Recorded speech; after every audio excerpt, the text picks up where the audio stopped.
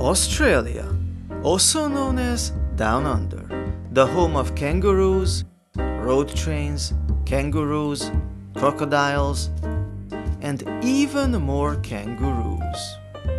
And supposedly, koalas. They are very difficult to find though, in fact one can easily spend months down under without ever encountering one. Do they exist at all, or are they extinct? Join us as we search every last corner of Australia for the last remaining koala bears. Hello and welcome to Koala Hunting with Bob the Explorer and Professor Vander Bishop. I'm your host, Bob the Explorer, and I'm here with renowned scientist, inventor, and 6-time Ig Nobel Prize winner, Professor Vander Bishop. Professor, it's good to have you with us. Thank you, Bob. Professor, you are the official science consultant of the sponsors of my expedition, bearwithodatlas.co.uk. They told me that I could turn to you with just about any science-related question. So tell me, Professor, what exactly is your field of expertise? Everything, really. From neurology to linguistics. In fact, I'm head of the department here at Department for Bullshitology, which used to be called Department for Pseudoscience. Realizing that the only thing the government funds those days is, quite frankly, bullshit, we decided to change the name. Oh, I see. So that like this you can get absolutely all the funding that you need. Brilliant. That is absolutely brilliant. I can tell the intellectual elite of this country must be concentrated at your department. That's correct.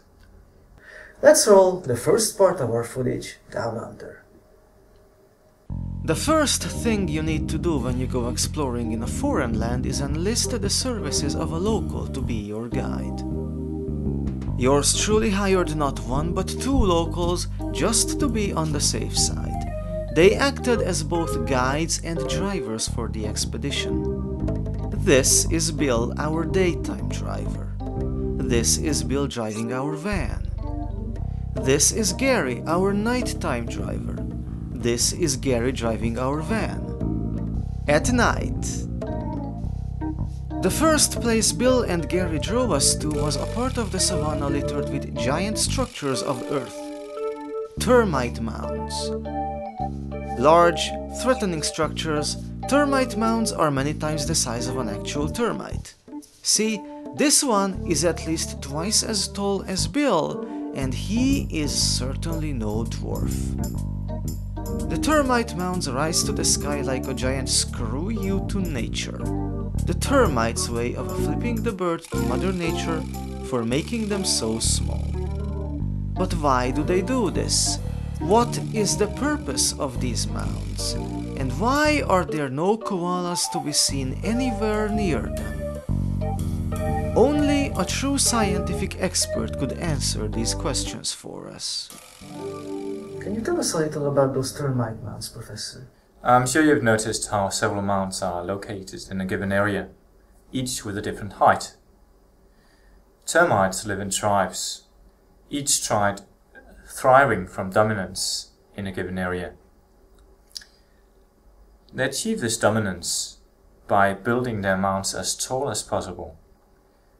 Basically, the tribe with the tallest mound will be in control of the surrounding area. My mound is bigger than yours, that sort of thing? Yes, precisely. Now, as you know, my sponsors sent me down under because they need a new mascot, and obviously a koala bear would fit to their profile nicely. Now, we paid about 500 Australian dollars to a local for a tip about where we could find koalas, and he sent us to these termite mounds, yet we couldn't find any koalas there. Why is that? That's very simple. Termites eat koalas. Really? I didn't know that. It's their favorite food. They pick the bones clean much like piranhas would. Now you might have found koala bones. Naturally the termites don't eat the bones. But then the coyotes do that instead, so it's not surprising you found nothing. Did you say coyotes? I don't recall seeing any. They're very shy. They tend to hide from us humans. Oh. That's a pity. I would have liked to film them. Following our failure to find the koalas near the termite mounds, we made our way to the next logical place to look: the mountains. Fortunately, it turned out Gary can drive anything with wheels or rotors, including helicopters. So we rented a chopper and went straight to the mountaintop. Some of the trees on the summit were quite unique trees which the locals call banyan trees. Just by looking at them, one would think they were natural jail cells. If Mother Nature was a prison warden, that is. Albeit we did not dare to guess what sort of beasts these bars were meant to hold. Yet we saw something profoundly more memorable up there, something which came to us right as we were enjoying the beautiful view from the mountaintop. Birds. Big black birds who suddenly descended upon us out of nowhere, making us feel like we were in an Edgar Allan Poe novel. True, these birds did not exactly look like fearsome birds of prey, but they did spend quite a lot of time circling around in the air above us, no doubt looking for a toilet. They also proved to possess excellent mobility and, for the lack of a better term, eagle eyes. This one here, whom we nicknamed Cheese Stealer, tried to make close friends with Bill. This is Bill trying to make friends with Cheese Stealer in return. Adorable, aren't they? As you can see, Professor, we found absolutely no trace of koalas in these mountains. Only birds. Lots and lots of birds. Yeah, this is not surprising. Koalas fear the birds, especially the crows. They feed on koalas just like termites do. Now, those birds are extremely dangerous. My advice to you would be to run immediately if you see any. It also wouldn't hurt to come equipped with rocket launchers whenever exploring such areas. You would need heat-seeking missiles, that goes without saying. Those crows are very quick. Are those birds really that dangerous? Yes, birds are the most dangerous animals in the world, as depicted in the famous documentary by Alfred Hitchcock. All right, I think I saw that. Well, speaking of dangerous animals, we ran into this giant spider along the way. Look at the size of that thing. Here, let me show you a daylight footage. This is the same spider in daylight. Yes, this is an Arachnus magnus. Very rare. My advice to you would be to bring one back if ever you see one again. One of my colleagues would be very interested in studying it.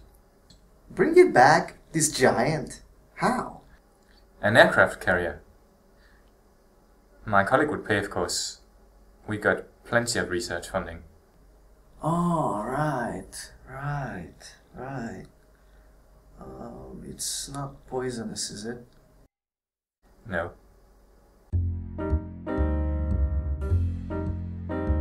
Koalas are amphibious creatures. When near water, they will spend 99% of their time underwater. They would pick a fight with sharks? Sure, they feed on sharks.